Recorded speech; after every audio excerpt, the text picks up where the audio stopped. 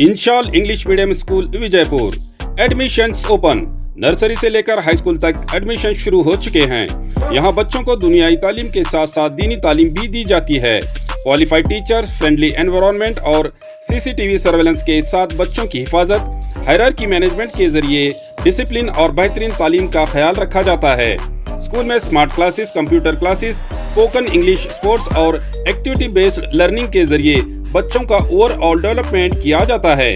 बस फैसिलिटी और गर्ल्स और बॉयज के लिए सेपरेट सैनिटेशन मौजूद है।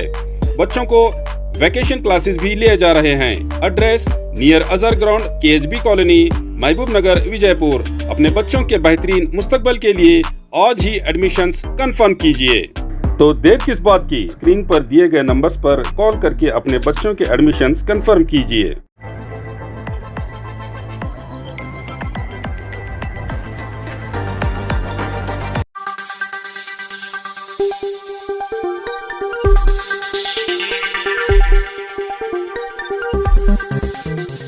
यस न्यूज में आप सभी दर्शकों का स्वागत है। मैं आपके साथ इलियास बड़ेघर।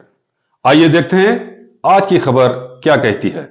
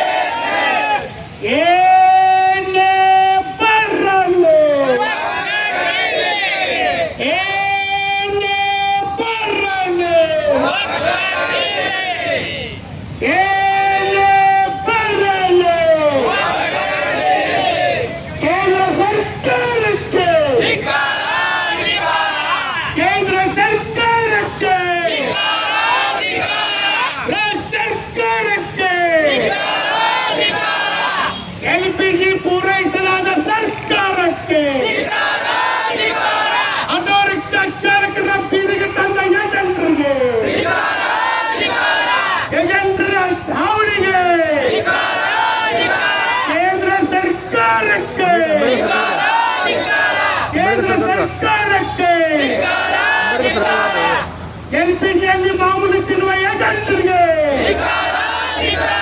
ಎಲ್ಪಿಜಿ ಪಂಪ ಮಾಲೀಕರಿಗೆ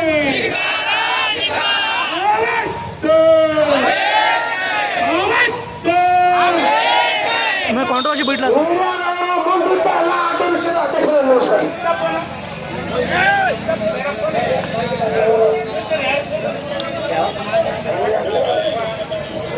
ಎಲ್ಲ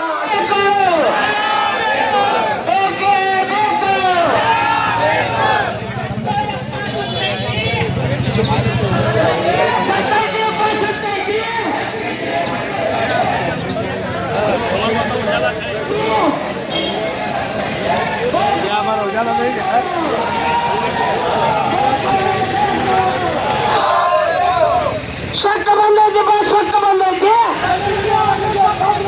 ಶಕ್ತ ಬಂದೈತೆ ಬಾ, ಶಕ್ತ ಬಂದೈತೆ, ಬೇಕು ಬೇಕು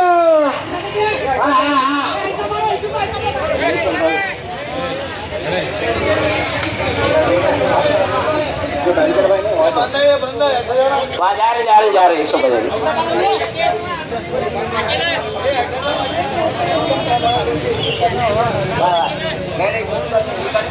ಬೇಕು ಬೇಕು ಬೇಕು ಬೇಕು ಬೇಕು ಬೇಕೇ ಬೇಕು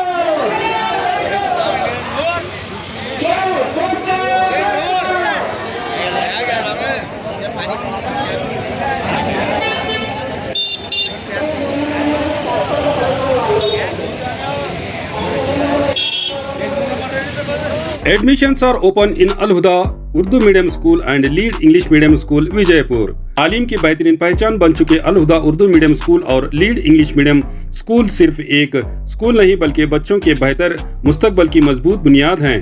यहाँ मॉडर्न एजुकेशन के साथ साथ दीनी तालीम भी दी जाती है ताकि बच्चे करिकुलर एक्टिविटीज के साथ साथ को करिकुलर एक्टिविटीज के जरिए अखलाक, कम्युनिकेशन स्किल्स और ओवरऑल डेवलपमेंट में आगे बढ़ सके। स्कूल में मौजूद हैं वेल क्वालिफाइड और एक्सपीरियंस्ड टीचर्स, वेल इंफ्रास्ट्रक्चर और फर्निश्ड क्लासरूम्स, प्लेग्राउंड और van facility, CCTV surveillance, spoken English, abacus और smart classes, sports, science and maths activities, दीनियात एग्जीबिशन और quiz competitions, only fees no donation. हर क्लास में सिर्फ 25 से 30 स्टूडेंट्स का इंटेक रखा गया है। वैकेशन क्लासेस भी लिए जा रहे हैं, तो देर किस बात की। नर्सरी से 10th तक के लिए एडमिशंस शुरू हो चुके हैं। Address JM road, KSB colony, near Indira Nagar, Vijayapur. अधिक जानकारी के लिए स्क्रीन पर दिए गए नंबर्स पर कॉल करें। ದೇಶದಲ್ಲಿ ನಡೀತಾ ಇರುವಂತ ವಿದ್ದು, ಈ ವಿದ್ದನ್ನ ಮುಂದಿಟ್ಟುಕೊಂಡು ಕೇಂದ್ರ ಮತ್ತು ರಾಜ್ಯ ಸರ್ಕಾರ ಏನು ಹೇಳ್ತಾ ಇದೆ ಅಂದರೆ 34ನೇ ದಿನಕ್ಕೆ LPG, CNG, ಪೆಟ್ರೋಲ್, ಡೀಸೆಲ್, ಮನೆ ಬಳಕೆ ಅಂತ ವಸ್ತುಗಳನ್ನು ದೇಶದಲ್ಲಿ ರಾಜ್ಯದಲ್ಲಿ ಯಾವುದೇ ರೀತಿ ಕೊರತೆ ಇಲ್ಲ ಥರ ನಿಭಾಯಿಸ್ತೀವಿ ಅಂತ ಕೇಂದ್ರನು ಹೇಳ್ತದ. ಇಲ್ಲೇ ಕರ್ನಾಟಕದ ಆಹಾರ ಖಾತೆ ಸಚಿವರು ಕೂಡ ಹೇಳ್ತಾ ಇದ್ದಾರೆ. ಇವತ್ತು ನಾನೊಂದು ಗಮನಕ್ಕೆ ಯಾಕೆ ತರ್ತಾ ಇದ್ದೀವಿ ಅಂದರೆ, ಯಾವುದೇ ಜಿಲ್ಲೆಯಲ್ಲಿ ಕಾರವಾರ ಇರ್ಬೋದು, ಬೆಳಗಾವಿ ಇರ್ಬೋದು, ಬಿಜಾಪುರ ಇರ್ಬೋದು, ಬಾಗಲಕೋಟೆ ಇರ್ಬೋದು, ಗದಗ ಇರ್ಬೋದು, ಹಾವೇರಿ ಇರ್ಬೋದು, ಗುಲ್ಬರ್ಗ ಇರ್ಬೋದು, ರಾಯಚೂರು ಇರ್ಬೋದು, ಪ್ರತಿಯೊಂದು ಜಿಲ್ಲೆಯಲ್ಲಿ ಗಂಡು ಬಿಟ್ಟಿರೋ ಉತ್ತರ ಕರ್ನಾಟಕ ಆಟೋ ರಿಕ್ಷಾ ಚಾಲಕರ ಸಂಘಟನೆ ಕೆಲಸ ಮಾಡ್ತಾ ಇದೆ. ಆದರೆ ಇವತ್ತು ಇದೇ ವಿದ್ದನ್ನ ಮುಂದಿಟ್ಟುಕೊಂಡು LPG ಪಂಪ್ ಮಾಲೀಕರು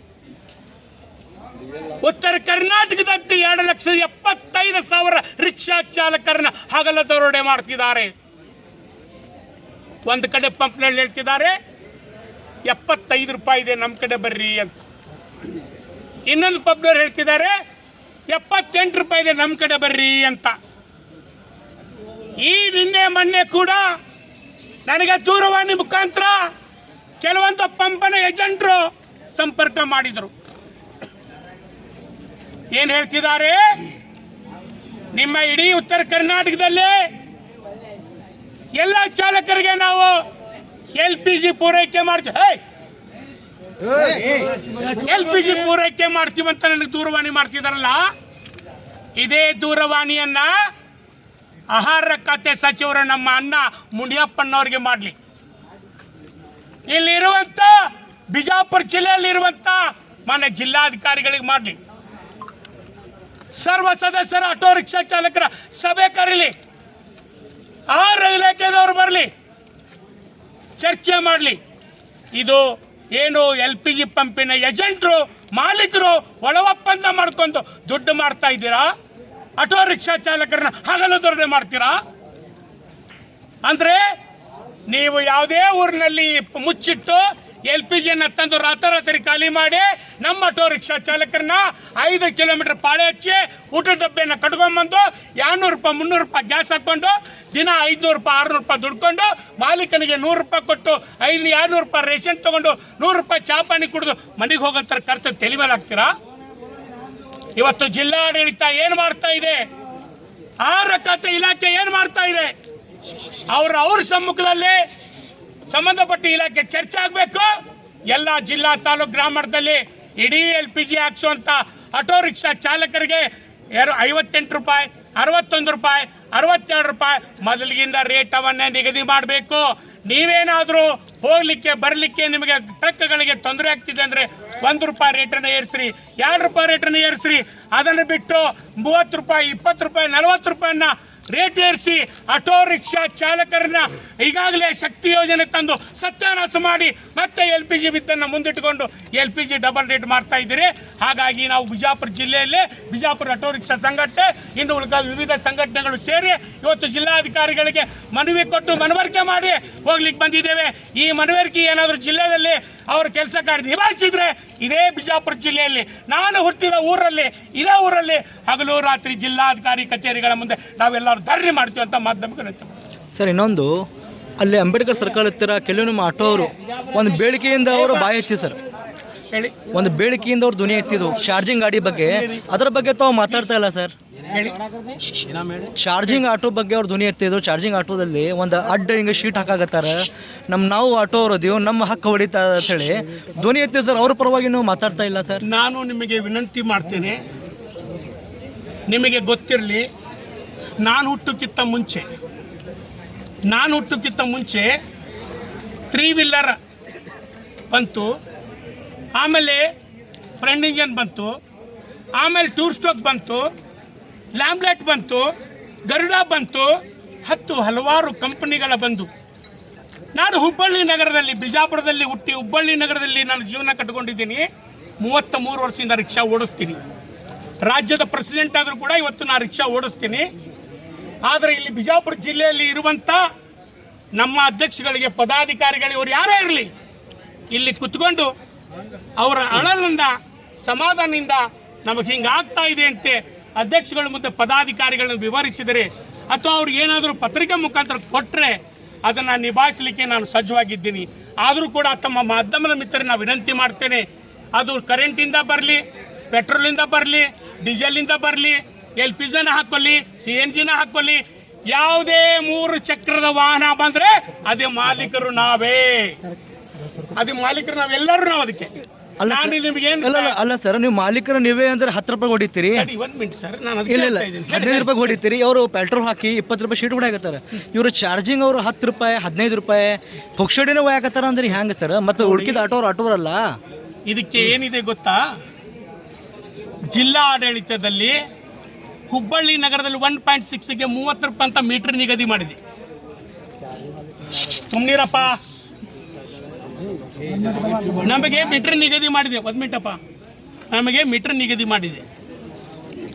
ಆ ಮೀಟರ್ ಮೇಲೆ ನಾವು ಶೋರೂಮಿಂದ ಹೊರಗಡೆ ಬಂದರೆ ಅದಕ್ಕೆ ಮೀಟರನ್ನು ಹಾಕಿ, ಪಾಸಿಂಗನ್ನು ಮಾಡಿ, ಪರ್ಮಿಟನ್ನು ಕಟ್ಟಿ, ಇನ್ಶೂರೆನ್ಸ್ ಕಟ್ಟಿ ಗಾಡಿ ಓಡಿಸ್ತೀವಿ. ಆದರೆ ಮಾಡಿ ನರೇಂದ್ರ ಮೋದಿ ಸಾಹೇಬರು ಹೊಗೆ ಮಾಲಿನ್ಯ ಮುಕ್ತ ಆಗಬೇಕಂತ ಏನು ಮಾಡಿದ್ರು, ಯಾವತ್ತು 2 ವರ್ಷದಿಂದ 3 ವರ್ಷಗಳಿಂದ ಇದು ಕರೆಂಟ್ ಮೇಲೆ ಗಾಡಿ ಬರ್ತಿದ್ದಾವೆ, ಇಲೆಕ್ಟ್ರಿಕಲ್ ಗಾಡಿಗಳು ಬರ್ತಿದ್ದಾವೆ. ಇಲೆಕ್ಟ್ರಿಕಲ್ ಗಾಡಿಗಳು 10 ಕಂಪ್ನಿಗಳು ಬಂದಿದ್ದಾವೆ. ಇವತ್ತು ಬಜಾಜ್ ಇರ್ಬೋದು, TVS ಇರ್ಬೋದು, ಇನ್ನೊಂದು ಉಡೋ ಅಂತ ಬಂದಿದೆ, ಉಡೋ ಅಂತ ಒಂದು 10 ಕಂಪ್ನಿಗಳು ಬಂದಿದ್ದಾವೆ. 10 ಕಂಪ್ನಿಗಳಲ್ಲಿ 7 ಕಂಪ್ನಿಗಳು ನಿಂತಿದ್ದಾವೆ. ಈ ಸದ್ಯ 3 ಕಂಪ್ನಿಗಳು ಓಡ್ತಿದ್ದಾವೆ. ಆ ಕಂಪನಿಗಳಿಗೆ ಮೂಲ ಆಫೀಸ್ ಅವ್ರ ಕಚೇರಿಯಿಂದ ಅಂದರೆ ಶೋರೂಮಿಂದ ಖರೀದಿ ಮಾಡಿ ಮಾಲೀಕನಿಗೆ ಅದಕ್ಕೆ ಮೀಟರ್ ಇರಲಿಲ್ಲ, ಆ ಮೀಟರ್ನ ಇರಲಿಲ್ಲ.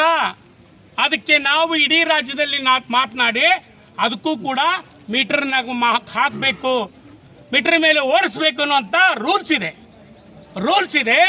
ಆದರೆ ಇವತ್ತು ರಾಜ್ಯದಲ್ಲಿ ಇವತ್ತು ಓಲಾ, ಊಬರ್, LPG, ಅಡ್ವೇಕಾ ಇವತ್ತೇನು ಆನ್ಲೈನ್ದಲ್ಲಿ ಓಡಿಸ್ತಾ ಇದ್ದಾರಲ್ಲ ಪುಣ್ಯಾತ್ಮರು, ಆ ಪುಣ್ಯಾತ್ಮರಿಂದ ಈಗಾಗಲೇ ಶಕ್ತಿ ಯೋಜನೆ ಬಂದು ಇಡೀ ರಾಜ್ಯದಾದ್ಯಂತ ಆಟೋ ರಿಕ್ಷಾ ಚಾಲಕರ ಕುಟುಂಬ ಬೀದಿಗೆ ಬಂದಿದೆ. ನಿಮ್ಮ ಮಾಧ್ಯಮದವ್ರದಿಂದ ಏನೋ ನಾವು ಉಳ್ಕೊಂಡಿದ್ದೀವಿ. ಮಾಧ್ಯಮದವ್ರು ನಮ್ಮನ್ನು ಏನೋ ಒಂದು ಉಳಿಸಿ ಸರ್ಕಾರ ಮಟ್ಟ ನ್ಯಾಯ ತಗೊಂಡು ಉಳಿಸ್ಕೊಂಡಿದ್ದೀರಿ. 10 ರೂಪಾಯಿ, 5 ರೂಪಾಯಿ, 20 ರೂಪಾಯಿ 15 ಸೀಟ್ ಯಾಕೆ ಹೊಡಿತಾ ಇದ್ದಾರೆ ಅಂದರೆ ಅವ್ರಿಗೆ ಸರಿಯಾಗಿ ಬಾಡಿಗೆ ಸಿಗ್ತಾ ಇಲ್ಲ, ಸರಿಯಾದ ರೀತಿಯಲ್ಲಿ ಜನ ಹತ್ತಿಲ್ಲ, ಆನ್ಲೈನ್ ಮೇಲೆ ಹೊಟ್ಟಿದ್ದಾರೆ. ಹಾಗಾಗಿ ಏನು ಮಾಡ್ತಿದ್ದಾರೆ, ನಮ್ಮ ಕುಟುಂಬದಲ್ಲೇ ಆಟೋದವರ ಕುಟುಂಬದಲ್ಲೇ ನಾವು ಜಗಳಕ್ಕೆ ಕಾರಣ ಆಗ್ತಾ ಇದ್ದೀವಿ. ಇವತ್ತು ಮುಂದೆ ಬರುವಂಥ ದಿನದಲ್ಲಿ ಇಲೆಕ್ಟ್ರಿಕಲ್ ವಾಹನಗಳಿಗೆ ನನ್ನ ಸೋದರರವರು, ನನ್ನ ತಮ್ಮರು ಅವ್ರ ಜೊತೆ ಕೂತು ಮುಗ್ಧವಾಗಿ ನಾನು ಚರ್ಚೆ ಮಾಡಿ ಸಂಬಂಧಪಟ್ಟ ಇಲಾಖೆಗೆ ನಮ್ಮ ಚಾಲಕರ ಜೊತೆ ಚರ್ಚೆ ಮಾಡಿ ನನಗೇನು ದೇವ್ರ ಶಕ್ತಿ ಕೊಟ್ಟಿದ್ದಾನೋ ಅದನ್ನು ಮೀರಿ ಅವ್ರಿಗೆ ಕೆಲಸ ಮಾಡಿ. ನೋಡಿ, ದಯವಿಟ್ಟು ತಮಗೆ ಪೊಲೀಸ್ ಇಲಾಖೆ ನಾವು ವಿನಂತಿ ಮಾಡ್ತೇನೆ, ನಿಮ್ಮ ಫುಡ್ ಇನ್ಸ್ಪೆಕ್ಟರ್ ಸಾಹೇಬರು ಬರಲಿ. ಅವ್ರು ಬರ್ತಿದಾರಲ್ಲ, ಬರಲಿ. ಅವ್ರ ಮುಗ್ಧವತ್ತು ನಾವು ಚರ್ಚೆ ಮಾಡ್ಲಿಕ್ಕೆ ಅವ್ರು ಒಂದು 10 ನಿಮಿಷ ಟೈಮ್ ಕೊಟ್ಟರೆ ಮಾತಾಡ್ತೀವಿ ಸರ್. ಬರಲಿ, ಕರೆಸಿ. ನಿಮ್ಮ ಹೋರಾಟಗಳು ಇಲ್ಲಿ ಯುದ್ಧಗಳ ನಡೆದು 35 ದಿನ ಆಯ್ತು. 35 ದಿನದಲ್ಲಿ ಉತ್ತರ ಕರ್ನಾಟಕದಂತ ಎಲ್ಲ ಜಿಲ್ಲಾ ತಾಲೂಕು ಗ್ರಾಮದಲ್ಲಿ ಫುಡ್ ಅಧಿಕಾರಿಗಳಿಗೆ, ಜಿಲ್ಲಾಧಿಕಾರಿಗಳಿಗೆ ಮನವಿ ಕೊಟ್ಟಿವಿ ನಾವು. ನೀವು ಮನವಿ ಕೊಟ್ಟು ನೀವು ಹೇಳ್ತಾ ಇದ್ದೀರಿ, ಜಿಲ್ಲಾಧಿಕಾರಿ ಕೂಡ ಹೇಳ್ತಿದ್ದಾರೆ ಅದು ಪ್ರೈವೇಟು, ನಮಗೇನು ಮಾಡ್ಲಿಕ್ಕೆ ಬರಲ್ಲ ಅಂತ ಹೇಳ್ತಿದ್ದೀರಿ. ಕೇಂದ್ರ ಮತ್ತು ರಾಜ್ಯ ಸರ್ಕಾರದಲ್ಲಿ ಗಮನಕ್ಕಿಲ್ಲದ ಪ್ರೈವೇಟ್ ಮಾಡ್ತಿದ್ದಾರೆ ಅವರು. ಕಂಪ್ನಿಯವ್ರು ಪ್ರೈವೇಟ್ ಮಾಡ್ತಿದಾರ? ಅಲ್ಲ ಸರ್, ನಾನು ಹೇಳಿದ ಉತ್ತರ ಕೊಡಿ. ನಾನೇನು ಕೇಳ್ತಾ ಇದ್ದೀನಿ, ಅವ್ರೇನು ಮಾಡ್ತಿದಾರಲ್ಲ, ಈಗ 4 ದಿನ ಗೊತ್ತಾಯ್ತೇನಪ್ಪ ಹುಬ್ಳಿ ಬಿಜಾಪುರದಲ್ಲಿ ಬಂದಾಗೆ ನೀವು ಹೇಳ್ತಾ ಇದ್ದೀರಿ 80 ರೂಪಾಯಿ 85 ರೂಪಾಯಿ ಮಾಡ್ತಿದ್ದಾರೆ. ತಾವು ಹೇಳಿದ್ರಿ ಸರ್, ನಂದು ವಿನಂತಿ ಇದೆ ತಮಗೆ. ನಾನು ಇವತ್ತು ಹೇಳಿದ್ರಿ 82 ರೂಪಾಯಿ 83 ರೂಪಾಯಿ ಮಾಡ್ತಾರೆ ಅಂತ ಹೇಳಿದ್ರಿ. ಇವತ್ತು ಬಿಜಾಪುರ ಜಿಲ್ಲೆಯಲ್ಲಿ 4 ದಿನದ 5 ದಿನದ ಹೊತ್ತಾಯ್ತು LPG ಪಂಪ್ ಆಗಿ ಬಂದಾಗಿ, ಹೌದಾ? ನೀವು ಅಧಿಕಾರಿಗಳು ಏನಾದರೂ ಪಂಪ್ಗಳ ಮೇಲೆ ಕ್ರಮ ತಗೊಳ್ಳೋದಾಗ್ಲಿ ಅಥವಾ ಇಟ್ಟಕ್ಕೆ ಬರೋದಾಗ್ಲಿ ತಗೊಳ್ಳೋದಾಗ್ಲಿ ಕೂಡ ಹೇಳಿದಾರೆ ನೀವು? ಮತ್ತೆ ಪಂಪ್ ಯಾಕೆ ಬಂದಾಗಿದ್ದಾವೆ? ಈಗ ಅದೇ ಸರ್, ಮುನಿಯಪ್ಪ ಸಾಹೇಬರು ಪದೇ ಪದೇ ಹೊಯ್ಕೋತಿದಾರೆ ಅಲ್ಲಿ ಮಾಧ್ಯಮದಲ್ಲಿ, ನಿಮಗೇನು ತೊಂದರೆ ಆಗಲ್ಲ, ಏನು ತೊಂದರೆ ಇಲ್ಲ, ಎಲ್ಲ ಸಹಕಾರ ಕೊಡ್ತೀವಿ, ಎಲ್ಲ ಕೊಡಿಸ್ತೀವಿ, ಮಾಡ್ತೀವಿ ಅಂತ ಅವ್ರು ಕೂಡ ಹೇಳ್ತಾ ಇದ್ರೆ, ಅಧಿಕಾರಿಗಳು ಏನ್ ಮಾಡ್ತಾ ಇದ್ದೀರಿ ಮತ್ತೆ? ಈಗ ಸಫಿಶಿಯಂಟ್ ಸಪ್ಲೈ ಗೋ ಗ್ಯಾಸ್ ಏನಿದೆಯಲ್ಲ 27ನೇ ತಾರೀಕಿಗೆ ಸ್ಟಾಪ್ ಆಗಿದೆ, ಹೌದಾ? ಈ ಇವ್ರಿಗೆ ಕೇಳಿದ್ರೆ ನಮಗ್ ಗೊತ್ತಿಲ್ಲ ಸರ್, ಅಲ್ಲಿಂದ ಸ್ಟಾಕ್ ಬಂದ ಮೇಲೆನೆ ನಮಗೆ ರೀಚ್ ಔಟ್ ಆಗುತ್ತೆ ಅಂತ ಹೇಳ್ತಾರೆ. ಸೊ ನಾವು ಸಂಬಂಧಪಟ್ಟ ಸೇಲ್ಸ್ ಆಫೀಸರ್ ಇದನ್ನೇ ಕೇಳಿದೀವಿ, ಎಷ್ಟಿದೆ ಡೈಲಿ ಡಿಮ್ಯಾಂಡ್ ಅಂಡ್ ಹೊಸ ಸಪ್ಲೈ ಯಾವಾಗ ಬರ್ತಾ ಇದೆ, ನಿಮ್ ಪ್ರೈಸ್ ಯಾಕೆ ಇಷ್ಟು ವೇರಿಯೇಷನ್ ಆಗ್ತಾ ಇದೆ ಅದ್ರ ಬಗ್ಗೆ 3 ಮಾಹಿತಿಯನ್ನು ತೆಗೆದುಕೊಂಡೇ ಬಂದಿದ್ದೀನಿ ನಾನು. ಸರ್, ನೀವು 3 ಮಾಹಿತಿ ತಗೊಳ್ಳಕ್ಕೆ 2 ದಿನ ಟೈಮ್ ಮಾತ್ರಿ. ಅಲ್ಲ ಈಗ ಬಂದಿರೋ ಮಾಹಿತಿ ಏನಿದೆಯಲ್ಲ ಇವತ್ತು ತಗೊಂಡಿದ್ದೀನಿ ನಾನು, ತಗೊಂಡು ಬಂದಿದ್ದೀನಿ. 31ನೇ ತಾರೀಕಿಗೆ ರಿಸೀವ್ ಆಯ್ತು. ಸೊ ಆದ ತಕ್ಷಣ 2ನೇ ತಾರೀಕಿಗೆ ಬರೆದಿದ್ದೀನಿ. ಇವತ್ತು ಮೀಟಿಂಗ್ ಕೂಡ ಮಾಡಿದ್ದೀನಿ ನಾನು, ಮಾಡಿ ಮಾಹಿತಿಯನ್ನು ತಗೊಂಡಿದ್ದೀನಿ. ಇದನ್ನು ಮಾನ್ಯ ಜಿಲ್ಲಾಧಿಕಾರಿಗಳ ಗಮನಕ್ಕೆ ಕೂಡ ತಗೊಂಡ್ಬಂದಿದ್ದೀನಿ, ಹೌದಾ? ಮಾನ್ಯ ಜಿಲ್ಲಾಧಿಕಾರಿಗಳ ಮುಖಾಂತರ ಸಂಬಂಧಪಟ್ಟ ಮೇಲಾಧಿಕಾರಿಗಳು ಯಾರು ಅಂತಂದ್ರೆ ಈ ಒಂದು ಇಂಡಿವಿಜುವಲ್ ಗ್ಯಾಸ್ ಏಜೆನ್ಸಿ ಒಬ್ಬ ಸ್ಟೇಟ್ ಲೆವೆಲ್ ಆಫೀಸರ್ ಇರ್ತಾನೆ, ನಮ್ಮ ಸ್ಟೇಟ್ ಲೆವೆಲ್ ಆಫೀಸರ್ ಯಾರು ಇರ್ತಾರಲ್ಲ ಅವ್ರ ಗಮನಕ್ಕೆ ತೆಗೆದುಕೊಡೋ ಒಂದು ವ್ಯವಸ್ಥೆ ನಾವು ಮಾಡಿ. ಆಯ್ತು, ವ್ಯವಸ್ಥೆ ನೀವು ಮಾಡ್ತೀರಿ, ಓಕೆ. ಈ ವ್ಯವಸ್ಥೆ ಮಾಡೋದ್ರಿಗೆ ಇವತ್ತು ಆಟೋ ರಿಕ್ಷಾ ಚಾಲಕ ಮತ್ತೆ ಅಕಸ್ಮಾತ್ತಾಗಿ LPG ಸಿಗ್ಲಿಲ್ಲ, ಮನೆಯೊಳಗೆ ಆತ್ಮಹತ್ಯೆ ಮಾಡ್ಕೋಸ್ತಾರ, ಅದು ಪರಿಹಾರ ಯಾರು ನೀವು ಕೂಡ ಅಧಿಕಾರಿಗಳು ಕೊಡ್ತೀರಾ? ಸತ್ರೆ ಅವ್ರ ಮನೆಯಲ್ಲಿ LPG ಸಿಕ್ಕಿಲ್ಲ, ನನ್ನ ಹೆಂಡತಿ ಮಕ್ಕಳಿಗಲ್ಲ, ನಾನು ನಿಮ್ಗೆ ಅಳಲನ್ನ ಕೇಳ್ತಾ ಇದ್ದೀನಿ, ನನ್ನ ಆಟೋ ರಿಕ್ಷಾ ಚಾಲಕರ ಅಳಲನ್ನ ಕೇಳ್ತಾ ಇದ್ದೀನಿ. ಇವತ್ತು LPG ಸಿಗ್ತಾ ಇಲ್ಲ, ಸರಿಯಾದ ರೀತಿ ನನಗೆ ಊಟ ಸಿಗ್ತಾ ಇಲ್ಲ, ನನ್ನ ಮಕ್ಕಳಿಗೆ ಏನು ಅನ್ನ ಸಿಗ್ತಿಲ್ಲ ತಂದ್ರೆ ಅಕಸ್ಮಾತ್ತಾಗಿ ಅವನೇನೋ ಆಟೋ ರಿಕ್ಷಾ ಸಾಲ ಸೋಲ ಮಾಡಿ ಆಟೋ ತೊಗೊಂಡಿರ್ತಾನೆ, ಇವತ್ತೊಂದು ಲಕ್ಷಾಂತರ ದುಡ್ಡು ಹಾಕಿ ಆಟೋ ತೊಗೊಂಡಿರ್ತಾನೆ, ಅವ್ನಿಗೆ ಒಂದಿನ ದುಡ್ಲಿಕ್ಕೆ ನಿಂತರೆ ಮಣಿತನ ನಿಲ್ತದೆ.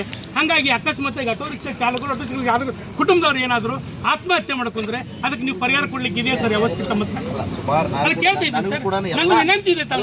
ಎಲ್ಲ ಆಟೋ ಚಾಲಕರ ಒಬ್ಬರ ಯಾರು ಏನಿರ್ತಾರೆ ಚಾಲಕರಾಗಿರ್ಬೋದು ಅಥವಾ ಸಂಬಂಧಪಟ್ಟವರಾಗಿರ್ಬೋದು ಬಹಳಷ್ಟು ಕಳಕಳಿ ಇದೆ. ಯಾಕಂದ್ರೆ ಇದು ಸುಮಾರು ನಿರಂತರವಾಗಿ ಆಗಿರುವಂಥದ್ದಲ್ಲ, ಈಗೆಲ್ಲ ಗೊತ್ತಿದೆ ಯಾವ ರೀತಿಯಾಗಿ ನಮಗೆಲ್ಲ ಶಾರ್ಟೇಜಸ್ ಇದಾವೆ ಅನ್ನೋದ್ರ ಬಗ್ಗೆ. ಈಗ ಸುಮಾರು ಏನು ಅಂತಂದ್ರೆ ಆಟೋ LPG ನಾನು ಕೂಡ ಸುಮಾರು ಒಂದು ವಾರದಿಂದನೂ ಕೂಡ 27ನೇ ತಾರೀಕಿನಿಂದಂತೂ ನಮ್ಮ ಒಂದು ವಿಜಯಪುರ ಜಿಲ್ಲೆಯಲ್ಲಿ ಶಾರ್ಟೇಜ್ ಇಶ್ಯೂ ಇರೋದಂತೂ ಗೊತ್ತಿದೆ. ಸುಮಾರು 6-7ನೇ ದಿನ ಆಯ್ತು ಈಗ ಕಂಟಿನ್ಯೂಸ್ ಆಗಿ ಟಚಲ್ಲಿದ್ದೀವಿ. ಬಟ್ ಏನಂತಂದ್ರೆ ಈಗ ಬೆಳಗಾಮಲ್ಲಿ ನೋಡಿದೆ ಅಂತ, ಸೊ ನಾಳೆ ಅಥವಾ ನಾಡ್ದೊಳಗಡೆ ರೀಚ್ ಆಗುತ್ತೆ ಅನ್ನೋ ಒಂದು ಮಾತುಗಳು ಕೂಡ ಕೇಳಿ ಬಂದಿದ್ದಾವೆ. ನಾವು ಕೂಡ ಕಂಟಿನ್ಯೂಸ್ ಫಾಲೋಅಪ್ನಲ್ಲಿ ಇದ್ದೀವಿ. ಮತ್ತು ಇನ್ನೊಂದೇನು ಅಂತಂದ್ರೆ ಎಲ್ಲ ನಮ್ಮ ಚಾಲಕರು ನಮಗೂ ಕೂಡ ಈ ಒಂದು ಸ್ಥಿತಿಗಳು ಗೊತ್ತಿದೆ. ಯಾಕಂದರೆ ಒಂದು ದಿನ ಕೆಲಸ ನಿಂತು ಹೋಯ್ತು ಅಂತಂದ್ರೆ ಯಾವ ರೀತಿಯಾಗಿ ಕಷ್ಟದಲ್ಲಿರ್ತಾವೆ ಕುಟುಂಬ ಅದೆಲ್ಲ ಕೂಡ ಕಳಕಳಿಯಲ್ಲಿದೆ. ಅಂಥದ್ರಾಗ ನಿಮಗೆ ಸುಮಾರು ಒಂದು 6-7 ದಿನದ ಗಟ್ಟಲೆ ನಿಮ್ಮ ಕೆಲಸ ಅಥವಾ ನಿಮ್ಮದೊಂದು ಕಾರ್ಯ ಇರಲಿಲ್ಲ ಅಂತಂದರೆ ನಿಜವಾಗಿ ಇದಾಗ್ತದೆ.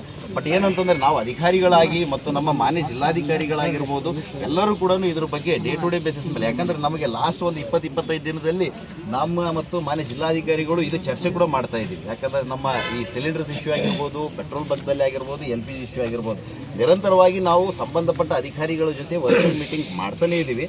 ಬಟ್ ಇವತ್ತು ಏನು ಅಂತಂದರೆ ನಾವು ಎಲ್ಲ ಮೇಲ್ಮಟ್ಟದ ಅಧಿಕಾರಿಗಳು ಕೂಡ ಮಾತಾಡಿದ್ದೀವಿ.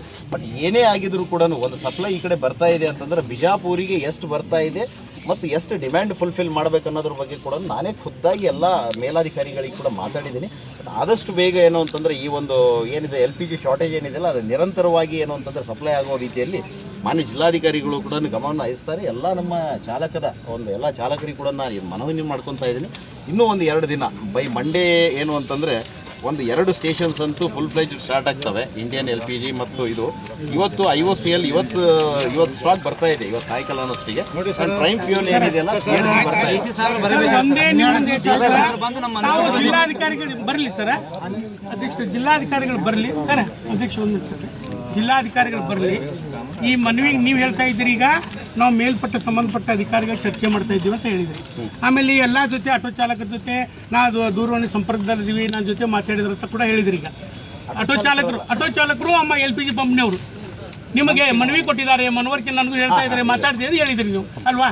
ನೀವು ಆಟೋ ರಿಕ್ಷಾ ಚಾಲಕರ ಹೋರಾಟ ಇರ್ಬೋದು, ಜಮ್ ಹೋರಾಟದ ರಾಜ್ಯಾಧ್ಯಕ್ಷ ಇರ್ಬೋದು, ಇಲ್ಲಿ ನಾವು ನಿಮಗೆ ಮನವಿ ಕೊಡ್ಲಿಕ್ಕೆ ಬಂದಿದ್ದೀವಿ.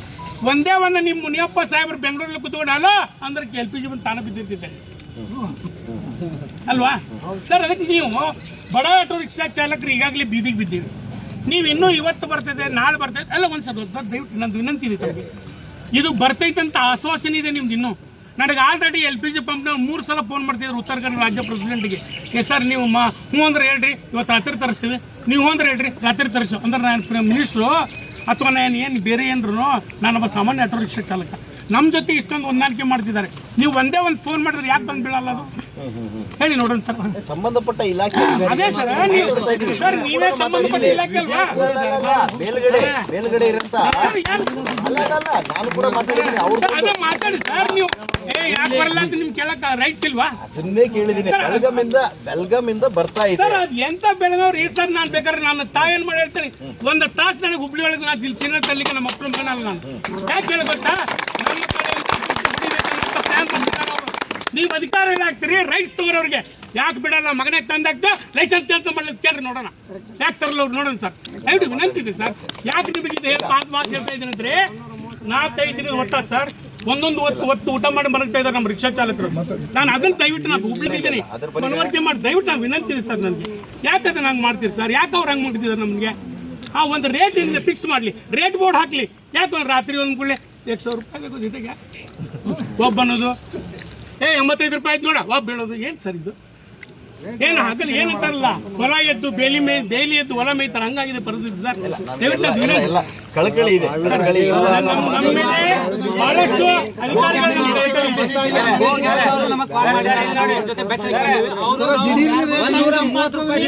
ಹಾಕ್ತೀವಿ ಅಂತಾರೆ. 100 ರೂಪಾಯಿ 130 ರೂಪಾಯಿ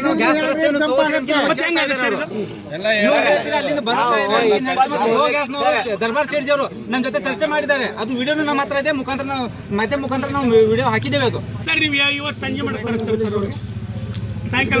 ನಾನು ಪ್ರಯತ್ನವನ್ನು ಮಾಡ್ತೀನಿ. ಸರ್ ಪ್ರಯತ್ನ ಅಲ್ಲ ಸರ್ ಇದು. ಸರ್ ಇದು ನೋಡಿ ಸರಿಯಪ್ಪ, 1 ಮಿನಿಟ್ ಸರಿಯಪ್ಪ ಸರ್. ದಯವಿಟ್ಟು ಪ್ರಯತ್ನ ಪ್ರಶ್ನೆ ಅಲ್ಲ ಸರ್. ಇಲ್ಲಿ ಯಾವುದೋ ದೇಶದಲ್ಲಿ ನಡೀತಾರೋ ಯುದ್ಧ ಅದು, ಹೌದಾ? ಬೇಕಾದಂಗ ಲಕ್ಷಾಂತರ ಲೀಟರ್ ಬಂದು ಹಡಗದಲ್ಲಿ ಬಂದು ನಮ್ಮ ಭಾರತ ಬೋಟ್ ಮೇಲೆ ಬಂದು ನಿಂತಿದೆ ಲೋಡ್ ಆಗಿ. ಇವತ್ತು ನನ್ನ ಬಲ್ಪಿ ಬಂದವ್ರು ಫೋನ್ ಮಾಡಿ ಕೇಳ್ತಿದ್ದಾರೆ, ತರಿಸ್ಲಾ ನೀವು ಹ್ಞೂ ಅಂತ ತರಿಸ್ಲಾ ಅಂತಾರೆ ನಮಗೆ. ನಾವು ಅದಕ್ಕೆ ಜಿಲ್ಲಾಧಿಕಾರಿಗಳು ಬುಡ್ ಅಧಿಕಾರಿಗಳು ಅವ್ರು ಇರ್ತಾರಪ್ಪ, ಅವ್ರು ಕೇಳಬೇಕು. ನಾವು ಸಾಮಾನ್ಯ ಡಿಕ್ಷನರಿ ಅವ್ರು ಕೇಳಿದ್ರೆ ನಾವು ತೋಮ ಅಂತ ಹೇಳಕ್ಕಾಗತ್ತಾ? ಆಗಕ್ಕಾಗಲ್ಲ. ಕಳಿಸ್ತದೆ. ದಯವಿಟ್ಟು ನಮ್ದು ವಿನಂತಿ ಇದೆ, ದಯವಿಟ್ಟು ಅದನ್ನು ಪ್ರಯತ್ನ ಮಾಡಿ. ಅಧಿಕಾರಿ ಸರ್ ಇಟಗಿ ಪೆಟ್ರೋಲ್ ಪಂಪ್ ಒಳಗೆ ಬಂದಿದ್ರಿ, ಅವನ್ನ ಬಿಲ್ ತೊಗೊಳಕತ್ತಿದ್ದೆ. ಅಲ್ಲಿ ಕೇಳಿದ್ರು ಅವ್ರಿಗೆ, ನೋಡ್ರಿ ಇಲ್ಲಿ ರೇಟ್ 25, ಇಲ್ಲಿ 25 ಆ ಕಡೆ 100 ರೂಪಾಯಿ ಐತಿ, ಇಲ್ಲಿ ಅಂದ್ರೆ 93 ರೂಪಾಯಿ ಹಾಕಾಕತ್ತಾರೆ, ಅಲ್ಲಂದ್ರೆ 80 ರೂಪಾಯಿ ಹಾಕಾಕತ್ತಾರೆ. ಯಾಕೆ ಸರ್, ಯಾಕೆ ರೇಟ್ ಸರಿಯಾಗಿ ಒಂದು ರೇಟ್ ಇಲ್ಲ ಅಂತ ಹೇಳಿ ಕೇಳಿದ್ರು. ಇರೋದನ್ನ ನಾವು ತಾಕೀತು ಮಾಡಿ ಸೋಮವಾರ ಎಲ್ಲ ಮಾಡಿದ್ದೀವಿ. ನಮ್ಮ ಕೂಡ ಕಳಕಳಿ ಇದೆ ಎಲ್ಲ ನಮ್ಮ ಚಾಲಕರ ಮತ್ತು ಧಾರವಾಡ ಜಿಲ್ಲೆಯಲ್ಲಿ 21 ಪಂಪ್ಗಳು LPG CNC 5 ಪಂಪ್ಗಳಿದ್ದಾವೆ. ಅದಲ್ಲ ಈ ಸದ್ಯ ಆಲ್ರೆಡಿ 2ನೇ ಪಂಪ್ ಸ್ಟಾರ್ಟ್ ಇದ್ದಾವೆ ಹುಬ್ಳಿ. ನಿನ್ನ ರಾತ್ರಿ ಕೂಡ ಬಂದಿದ್ದೀನಿ ಸರ್. ಅಲ್ಲೇ ಜೊತೆ ನಾನು DC ಅವರು ಎಲ್ಲ ಅಧಿಕಾರಿ ನಾನು ಚರ್ಚೆದಲ್ಲಿ ಇದ್ದೀನಿ ಸರ್. ನನ್ನ ವಿನಂತಿ ಏನಂತ 5 ರೂಪಾಯಿ ಹೆಚ್ಚಿಗೆ ತಗೊಳ್ಳಿ, ಓಕೆ, ಅದನ್ನೇ ಮುಂದೆ ಇಟ್ಕೊಂಡು ನೀವು ರೇಟ್ ಬೋರ್ಡ್ ಯಾಕೆ ಹಾಕಲ್ಲ? ಪ್ರಶ್ನೆ ಯಾಕೆ ಮಾಡ್ತೀವಿ? ನಿಮ್ಗೆ ಅವ್ರಿಗೆ ಜಗಳ ಯಾಕೆ ಬರ್ತದೆ? ನನಗಿಲ್ಲಿ ನಿಮ್ಮ ಅಂಗಡಿ ಮುಂದೆ ಬಂದು ನನ್ನ ಆಟೋದಲ್ಲಿ ಹಾಕ್ಬೇಕಂತ ಚೌಕಾಸಿ ಮಾಡ್ತಾರೆ. ನೀವು ರೇಟ್ ನಾವು LPG ಮತ್ತೆ ರೇಟ್ ಬೋರ್ಡ್ ಯಾಕೆ ಹಾಕಲ್ಲ ಇವರು? ನಾನು ಹೇಳ್ತೀನಿ ಸರ್, ಮೆಸೇಜ್ ಅನ್ನು ಇಲ್ಲಿ ಕುಂದಿರ್ತೀನಿ ರಿಲೇಟೆಡ್ ಇತ್ತು ಅಂತಂದ್ರೆ ಅದರ ರಿಲೇಟೆಡ್ ಇತ್ತು ಅಂತಂದ್ರೆ ಈ ಒಂದು LPG ಇತ್ತು ಅಂದ್ರೆ ಕೊಡಿ. ಇತ್ತು ಅಂದ್ರೆ ಸಪೋಸ್ ಏನಾದರೂ ಅದರ ಬ್ಯಾಟ್ರಿ ಕೊಡ್ತಾ ಇದ್ದೇವೆ. ವಿಷಯ ಮಾನ್ಯ ಜಿಲ್ಲಾಧಿಕಾರಿಗಳು ವಿಜಯಪುರ ಜಿಲ್ಲೆ ವಿಜಯಪುರ ಇವರ ಮುಖಾಂತರ ವಿಷಯ LPG ಪೆಟ್ರೋಲ್ ದರ ಕಡಿಮೆ ಮಾಡುವಂತೆ ಮನವಿ. ಈ ಮೇಲ್ಕಾಣಿಸಿದ ವಿಷಯ ಸಂಬಂಧಿಸಿದಂತೆ ಉತ್ತರ ಕರ್ನಾಟಕ ಆಟೋ ರಿಕ್ಷಾ ಚಾಲಕರ ಸಂಘವು ತಮ್ಮಲ್ಲಿ ವಿನಂತಿಸಿಕೊಳ್ಳುವುದೇನೆಂದರೆ, ಈಗಾಗಲೇ ವಿವಿಧ ಬೆಲೆ ಏರಿಕೆಯಿಂದ ಆಟೋ ರಿಕ್ಷಾ ಚಾಲಕರು ಅಕ್ಷಮವಾಗಿ ಬೀದಿಗೆ ಬಂದಿರುವಂಥ ಇಂಥ ಸಮಯದಲ್ಲಿ ಇರಾನ್ ಇಸ್ರಾಯೇಲ್ ಯುದ್ಧದಲ್ಲಿ ಪೆಟ್ರೋಲ್ ಅವರ ಜೀವನ ಸಾಗುವುದು ಅತ್ಯಂತ ಕಷ್ಟಕರವಾಗಿದೆ. ಕಾರಣ ಅತಿ ಶೀಘ್ರದಲ್ಲಿ ಬೆಲೆ ಏರಿಕೆಯನ್ನು ಹತೋಟಿಗೆ ತಂದು ಆಟೋ ರಿಕ್ಷಾ ಚಾಲಕರಿಗೆ ಪೂರಕವಾಗಿ ನಾವು ವಿನಂತಿಸಿಕೊಳ್ತಾ ಇದ್ದೇವೆ. ಮತ್ತು ಈ ಒಂದು ಮೂವರಿಗೂ ಕೂಡ ನಾವು ಇವತ್ತಿನ ಈ ಒಂದು ಸಭೆಯ ಮುಖಾಂತರ ನಾವು ಮನವಿಯನ್ನು ನಮ್ಮ ಸಂಘದ ರಾಜ್ಯಾಧ್ಯಕ್ಷರಾಗಿರುವಂಥ ಶೇಖರಯ್ಯ ಮಠಪತಿ ಅವರಿಂದ ಮಾನ್ಯ ಜಿಲ್ಲಾಧಿಕಾರಿಗಳಿಗೆ जैसा कि आप सब जानते हैं कि आप सभी का प्यार हमारे साथ कायम है। इसी तरह से हमारे इस चैनल को प्यार करते रहिए और हमारी सारी खबरों को लाइक, शेयर और सब्सक्राइब करना ना भूलिए। हमारा यही मकसद है कि आपको हर खबर जो है जैसा है वैसा ही आपको हम दिखाते रहेंगे, ना किसी का पक्ष लेंगे, ना किसी के विरोध में जाएंगे। हमारे कदम सच के साथ।